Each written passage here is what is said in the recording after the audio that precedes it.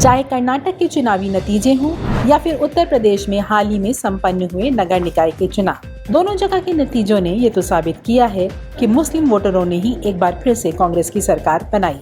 इसका मतलब ये बिल्कुल नहीं कि उन्हें केवल मुस्लिम ही वोट मिले, लेकिन बात मुस्लिम वोट की इसलिए क्योंकि चुनावी नतीजों ने 90 के दशक के पहले वाली कांग्रेस का रूप दिखाया है, जब उसके खाते में सभी वर्गों से वोट मिलते थे। तो क्या ये एक पुराने कांग्रेस के युग की शुरुआत हुई है?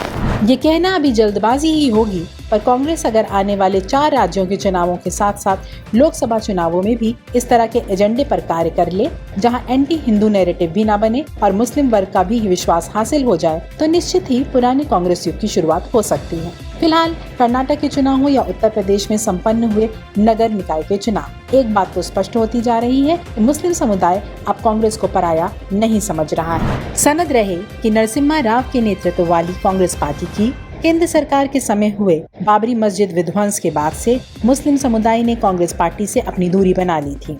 मुस्लिम वोटरों की इस दूरी का लाभ मंडल कमीशन के बाद उपजी क्षेत्रीय पार्टियों ने लेना शुरू कर दिया था और धीरे धीरे मुस्लिम वोटर इन दलों के नजदीक होते चले गए, फिर चाहे बात बिहार की हो या उत्तर प्रदेश की। इसी 90 के दशक में ही भारतीय जनता पार्टी, समाजवादी पार्टी एवं बहुजन समाज पार्टी भी उत्तर प्रदेश जैसे राज्य में अपने पंख फैलाने लगे, जिसके परिणाम स्वरूप कांग्रेस का हिंदू वोट धीरे धीरे बीजेपी की तरफ खिसकने लगा। मुस्लिम, सपा और बीएसपी के बीच अपने को सुरक्षित पाने लगा। इसका अंजाम ये हुआ कि उत्तर प्रदेश से कांग्रेस शनै शनै कमजोर पड़ने लगी। ऐसा नहीं है कि कांग्रेस ने वापस मजबूत होने के भरसक प्रयास नहीं किए, लेकिन साल दर साल कांग्रेस यूपी में खड़े होने में असफल ही रही। हालांकि अभी भी पार्टी की ओर से ऐसा कोई प्रयास नहीं हो रहा कि उत्तर प्रदेश में जो कि कांग्रेस को पुनर्जीवित कर सके। कांग्रेस इस कदर कमजोर हुई कि 2017 उत्तर प्रदेश विधानसभा चुनाव में सपा के द्वारा कांग्रेस से गठबंधन के बावजूद भारी असफलता के परिणाम स्वरूप सपा नेतृत्व ने भी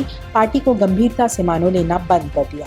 ये बात इसलिए सही लगती है क्योंकि सपा नेताओं से बात करने पर यह पता चलता है कि लोकसभा चुनाव में यदि कांग्रेस भी क्षेत्रीय दलों जैसे सपा, बिहार में आरजेडी और जदयू, बंगाल में टीएमसी के साथ आती है, तो कम से कम सपा कांग्रेस को 5 सीटों से अधिक नहीं देगी। वो बात अलग है कि सपा नेताओं का ये दावा कर्नाटक और उत्तर प्रदेश निकाय चुनाव के पहले का है।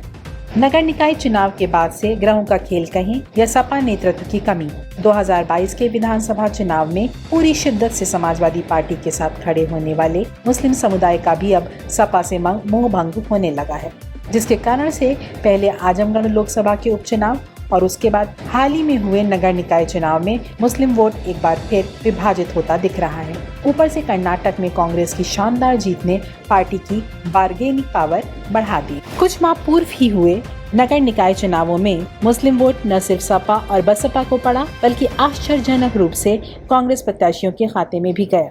कांग्रेस के नेता इसे अच्छी शुरुआत मानते हैं। उनका कहना है कि आने वाले लोकसभा चुनाव में उत्तर प्रदेश में कांग्रेस को 100% मुस्लिम वोट मिलेगा। कौन कितने और किसके वोट पाएगा ये तो वक्त ही बताएगा, लेकिन एक बात तो तय है कि अब कांग्रेस अगर सपा के साथ गठबंधन करती है तो कम से कम 18 से 20 सीटों की मांग जरूर करेगी। ऐसे में सपा का क्या रुख होगा ये देखना दिलचस्प हो सकता है।